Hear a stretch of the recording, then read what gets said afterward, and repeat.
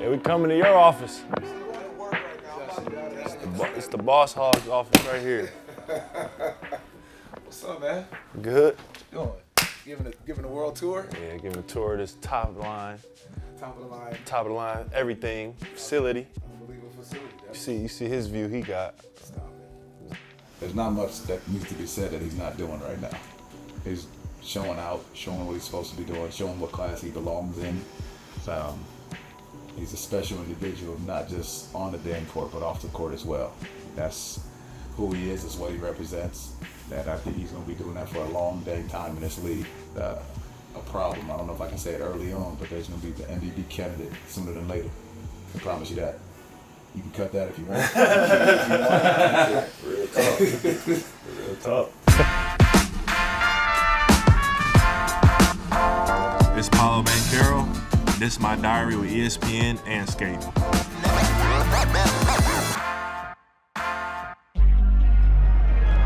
Shot clock is at 5. Banchero will have to fire. Spinning, lunging, scoring, and a foul. Where we're at right now, it's really getting close to the end. The position we're in, every game matters. Just to put ourselves in the best position possible for the postseason. Some teams that are the top or the bottom, are resting guys, but we're the opposite. We're trying to get every game, doing whatever we can right now. Pressure's high, I think, because a couple losses you can be in 10th, a couple wins you can be in maybe 6th. It's a lot of pressure, but honestly, it's the fun part of the season. Puts up the shot, it's good. For that one-on-one coverage, Paolo's eyes light up. I don't know if there was a specific game. I think just as he started to talk about feeling better, the rhythm of the game started to come to him, getting a little bit more lift on his shot. All those little things you could see as the game was coming along, but I don't know if there was a specific game, but now it feels like he's in a complete rhythm. My mind is kind of moving towards the play-in. Obviously, that's not where you want to be, but that's our reality, so I'll be excited, ready to play, ready to get a win. I just remember the excitement of being in the tournament, Selection Sunday to the first weekend, then advancing. It's just such a great spectacle with so many different teams and fan bases, in that one spot. It's just a unique thing. It's kind of like an AAU tournament almost, but in college. Ever since I was a kid, I always loved watching the tournament, I feel like I don't get to catch as much college ball as much now, playing in the NBA, having such a busy schedule, but I definitely been locked in for this NCAA tournament, and it's been pretty entertaining so far. The Final Four, for me, it was a little bittersweet, but at the end of the day, it was a once-in-a-lifetime experience. Playing in front of 75,000 people was something that, I honestly never thought would happen. I got to go to a Final Four in 2019. I was sitting way up in the 300 level. Sitting there watching that Final Four, I remember thinking wondering if I would ever get here and just wanting to be there and, wondering what it felt like to, be on that court. For me to get to experience that and get to play in one of the biggest games in, college basketball history, it was an awesome experience. I'll never forget it. I remember just the atmosphere of the game, how intense it was. Every single possession is high pressure. I just remember, really getting lost in the game and just really enjoying it. Thankful that I got to experience it. That was a dream that I had that I actually got to live out.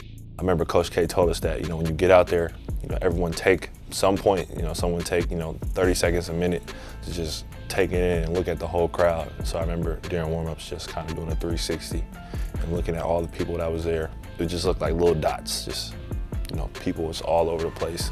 And so it was amazing.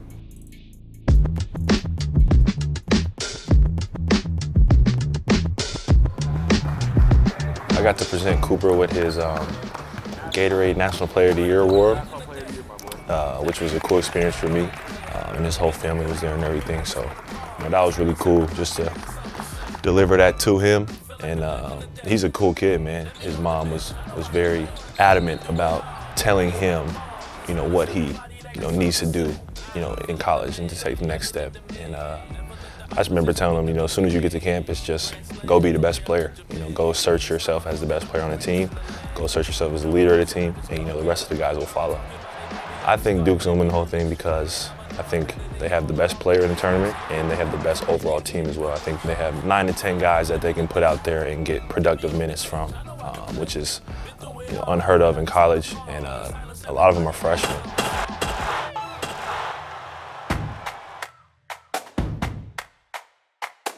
What happens when the brother of the NBA superstar Paolo Banchero steps on the football field?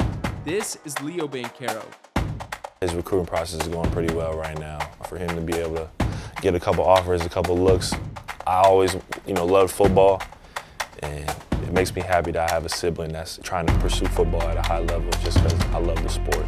When he got to high school and started playing, I hadn't really seen him play. I went to his first game of the year of his junior year, and the first offensive possession, he had a 70-yard touchdown. So, he's got some stuff to him, and I was watching his state semifinal game where he caught the game-winning Hail Mary. I was in New York watching that on my phone, and I was literally couldn't stop yelling for like 5 minutes, and I was running around. So, I get super excited. I wish I could come to more games and be there yelling, talking mess for him. But when he goes to college, I'll definitely get to some games. So we've been in Disney World. We done been at the house. Been on the road. Now we're here at the facility. Put these guys on there first. The legends. The legends. The draft room is like right here. It's pretty nice, right? Oh, it's actually super nice. Yeah, this is where they lock in. It's cafeteria, eating area, lounge area. See my man Gio down there cooking up. The behind the scenes of the behind the scenes. It's the practice court right here. That's where we get it in every day. Got 2 full courts, 6 baskets. Technology in here shows you pretty much everything, all the statistics of your shots. Gotta get the quotes on there too. We got some good quotes. Good quotes around here.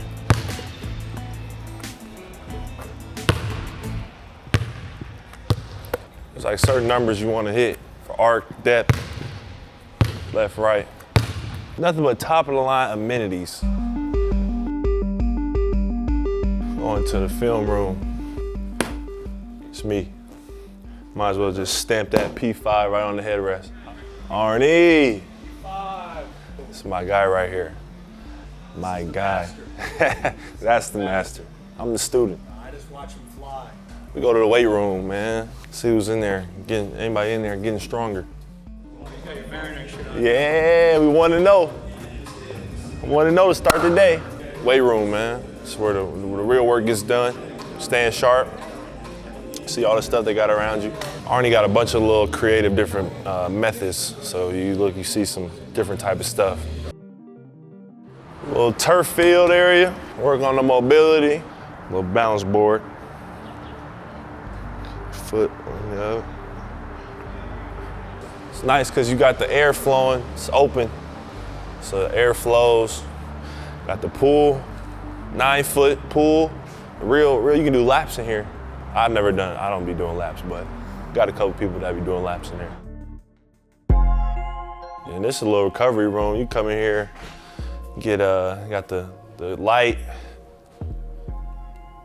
brain light, PS5. This is the cryotherapy right here. Something I'm a big fan of, something I like to do before the games. And this bad boy, the entrance is right here. Got you a mattress, a little blanket. You spend like an hour and a half in there. I was doing this like every day for like a month for my injury. Just gave y'all a nice tour where we come to work every day, where we get it in at. End of the season is here.